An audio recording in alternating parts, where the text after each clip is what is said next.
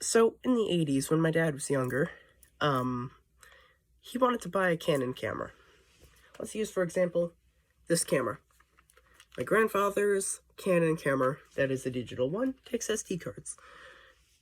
My dad wanted to get one, basically imagine a camera nowadays, except it uses film. An automatic camera that took film. Because SD cards were invented in 1999 and widely used in they weren't widely used until like 2004. And so my dad wanted to get one.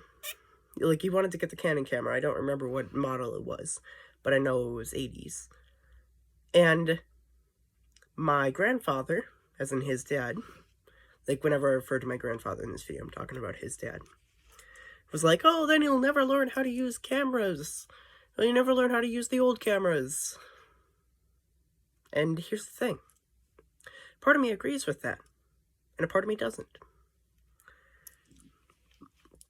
Because since my grandfather passed away in 2019, and I never really had much memories of him. And then, a couple weeks ago, I found his old cameras, and I learned how to use them. And it got me into a new hobby, old cameras, and even though I've spent the majority of my life on the internet, I still would prefer to use the Pentax K1000 over a modern-day Canon camera. Because it's just a different way. It makes me think more. That's how my brain works. I like more complex things. And, like, good examples in Minecraft.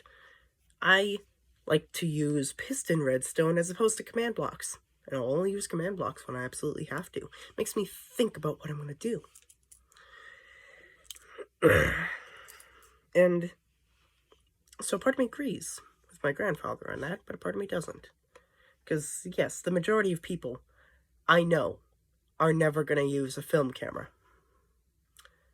But there are some people who will.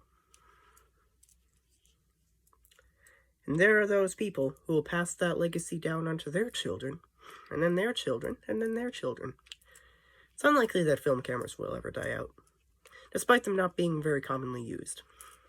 There are some people, like me, who would still prefer to use them over a digital camera. And if you don't know how to use the Pentax K1000, and granted, it is very unlikely that you even do, look it up, because it's pretty cool.